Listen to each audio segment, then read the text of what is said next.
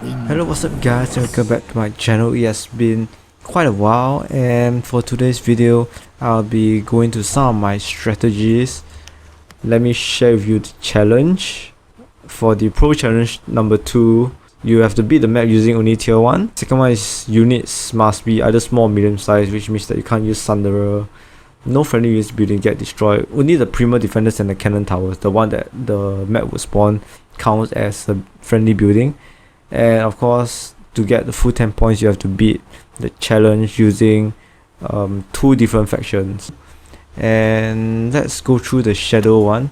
The Shadow one I think is the easiest to complete, and without further ado, let's get straight into the Shadow run that I have. And of course, the most important thing in this survive map is that you have something to heal units, and the best building is the Soul Splicer. You want this to be in the middle because at the beginning of the game you don't have a lot of power.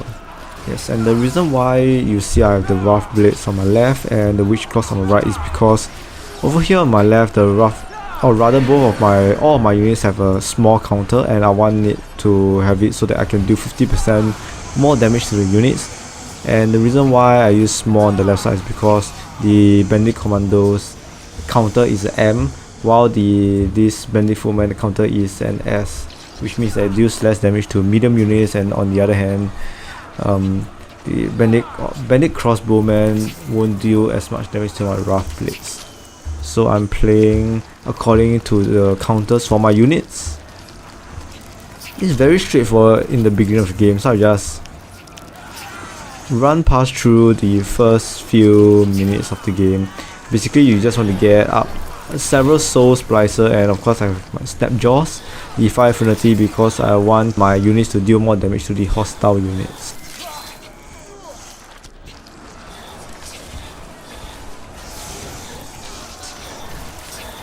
Once you have these 3 Green Affinity Soul Splicer, your Shadow units is really almost invincible because it will keep healing the units.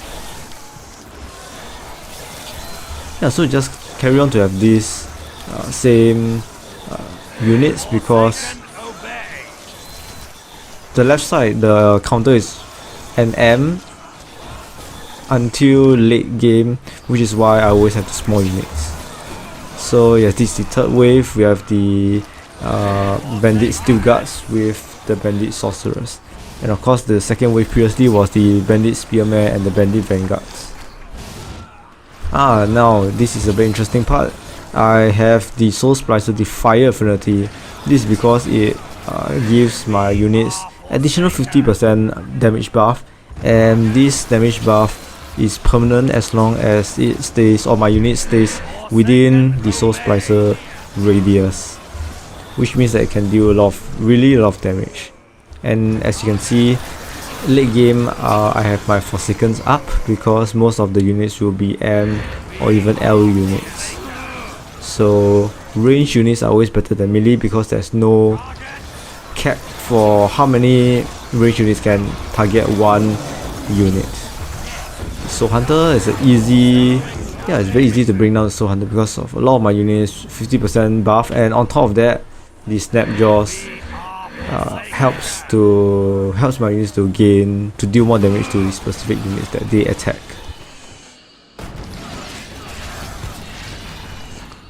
Yeah, so this is really simple. From then on, you just keep spawning the Forsakens, spam spawn them all the way, and you shouldn't have any issues beating this game.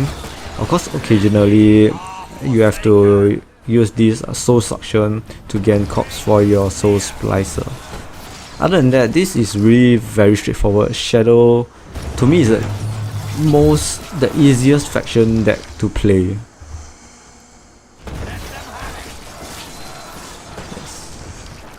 So let me just run through this game. Very simple.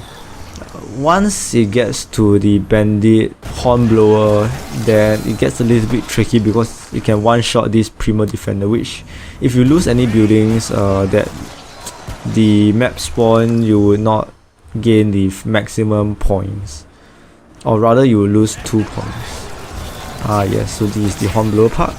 And what I do is I leave a hole or leave a gap for the hornblower to be inside here, so that hopefully it will not be auto aggroed to the primal defender. Alright, once that is done, we're almost to the last. Alright, here we have the bandit Tortugan, and really the easiest match ever. So this is my shadow run. I basically sped through it. This is a really easy faction to win because of the Soul Splicer. Next up, I will show you my nature run, and it took quite a few runs to allow me to figure out a way to survive. Especially the most difficult is the 4th wave, where the bandit lancers spawn together with the bandit mauler. So for this, I have the World Beast, of course for the S counter, and of course its auto regeneration ability, which is very useful. And because the bandit footman has a S counter, I would need more reinforcement on the right side.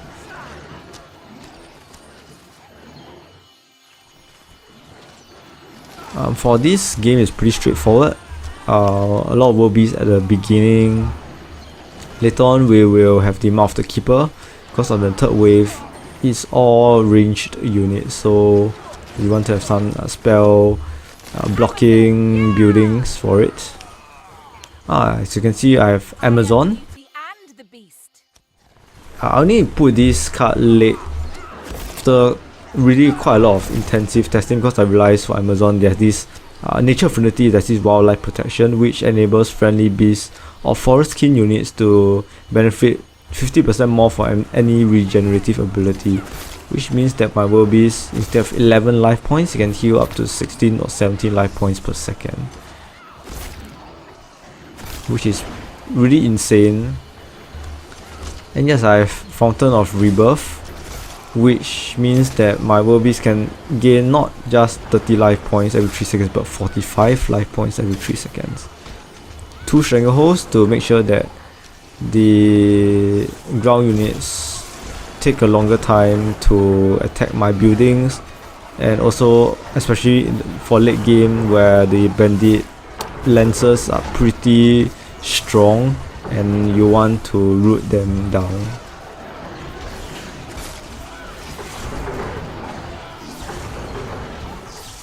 Basically the beginning part of the game is pretty difficult, where you have to make sure that your units don't die. As you can see, I'm kind of struggling right here, but I got a foothold later on because the 3rd wave is sort of a breather wave, because they are unable to attack once I have my Mark of the Keeper up. The only melee units that you need is World Beast actually, because the regenerative ability is way too strong and very beneficial with Fountain of Rebirth and the Amazon. And later in the game you want to converge into one central attacking spot, so that you don't have to have a couple of Amazon to buff 2 different attack camps. Yes. And of course I have my Tree Spirit and Forest Kin Soldier, which means that it benefits from Amazon's 50% regenerative ability. Dryad, very important, reduces damage taken from hostile units. This is the difficult part, where the Bandit Scavenger and the Bandit Bouncer and the Bandit Lancers that spawns. Yeah. So basically for about almost all my games I would lose at this round, because the melee units are way too strong, which is why you need this Stranglehold to buy some time for before the melee units attack your Tree Spirit or whatever units. And the Purple Affinity not only roots them but deals damage to the bandit units. So as you can see, barely holding off, but I'm doing well. Which is why the Dryad is important, because it reduces damage taken, which helps with the constant Fountain Rebirth generation, so that your Tree Spirits won't die. This is another challenge, the Soul Hunter. and which is why I have ensnaring roots on top of the stranglehold. And if you were to realize, the dry is very useful in making the soul hunter sleep, because if you don't attack the soul hunter, it can basically sleep forever. So that's part of my strategy in getting to win this nature faction for survive. And you get a little bit of breather now while the next wave spawns, and you really want to get a lot of these tree spirit. Deals quite a bit of damage. Mostly you want the purple one later on, because the green affinity gifted thorns poison doesn't stack. So after that melee attack, you get a little bit of a breather, because it's mostly ranged units. Of course, not all of the birds are out of my mouth, the keeper radius, so some of them can attack still. But the good thing about the world beast is that constantly regenerates its health, so that most likely won't die.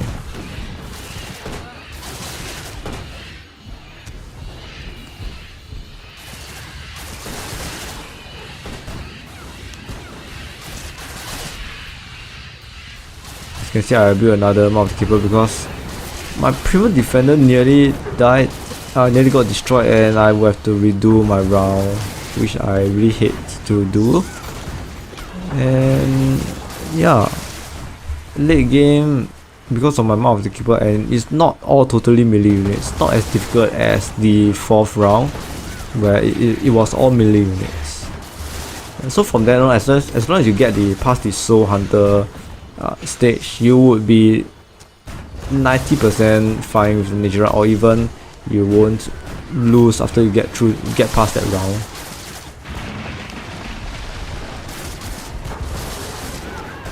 Skip this through. From then on, it's really simple. Just continue building the tree spirit range, because range units can stack its attack much more easily than melee units.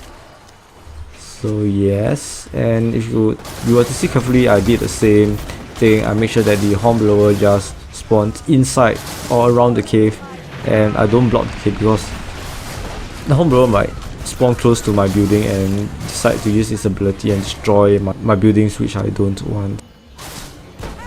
Alright, this is the end game. The total ground is up, and I'll definitely have the ensnaring roots soon.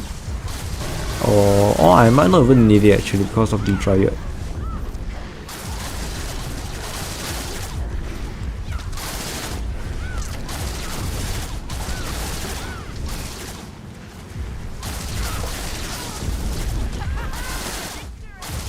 Look at them, the tree spirits.